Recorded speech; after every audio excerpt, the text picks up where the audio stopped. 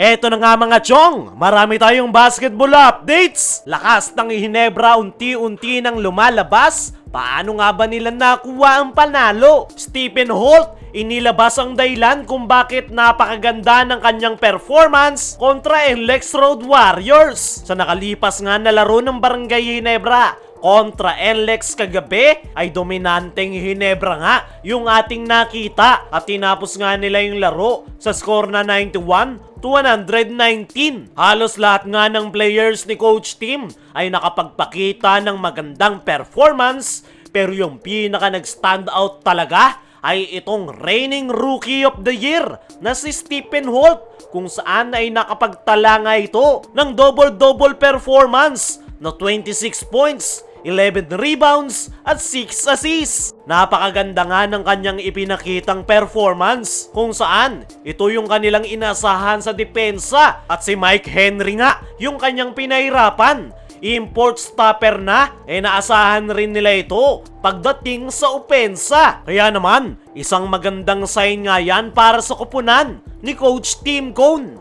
Ayon nga mismo kay Stephen Holt sa naging press con interview, ay matagal na daw maganda yung kanyang depensa at mas lalo nga lang daw na ilabas ngayong naglalaro na siya ngayon sa Barangay Ginebra at import pa ang kanyang binabantayan. Pag-aamin pa nitong si Stephen Holt ay napakarami niyang araw natutunan simula nang malipat sa Barangay Ginebra. Mas nag-improve nga raw ngayon yung kanyang depensa at yan nga raw yung dahilan kung bakit niya nagawang mapigilan yung import ng NLEX Road Warriors. Binagyang credits rin nitong si Stephen Holt yung kanyang mga teammates at Ginebra coaching staff na dahilan naman ng pagkaka-improve ng kanyang opensa at looking forward pa nga raw ito na matuto. Sa ngayon ay kinakailangan niya nga lang daw ikondisyon yung kanyang mindset at manatiling aggressive at umaasa nga itong si Stephen Holt na may pagpapatuloy niya yung kanyang magandang performance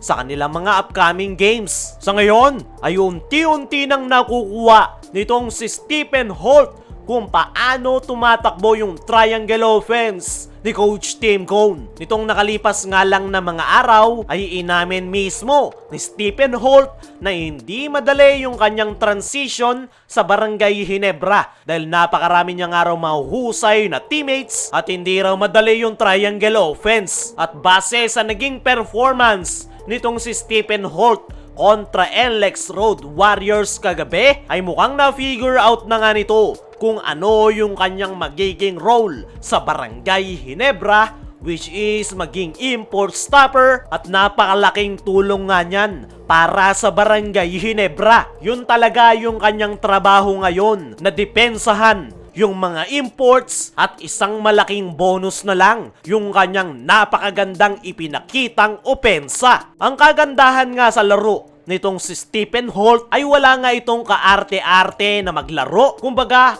basic basketball pero napaka-effective. At dahil nga sa kanyang basic na galaw ay hindi nga siya basta-basta napapagod at nauubusan ng gas sa crucial minute. At yan nga yung nagugustuhan ngayon ni Coach Tim Cone dito kay Stephen Holt. Dahil ayon mismo kay Coach Tim Cone sa press con interview na kahit nag-i-struggle daw si Stephen sa kanyang triangle offense ay gumagawa raw ito ng paraan para makatulong sa Barangay Ginebra gaya na lang ng pagdepensa. Napakadali nga rin daw turuan ng nasabing player at talagang sinusunod raw nito kung ano yung ipagawa ng Ginebra coaching staff. At bukod sa magandang ipinakitang performance nitong si Stephen Holt, ano nga ba yung dahilan kung bakit nakuha ng Barangay Ginebra yung panalo kontra NLEX? Ang pinaka-obvious nga na dahilan niyan ay ang total team effort ng Barangay Ginebra. Halos lahat nga ng players ni Coach Tim Cone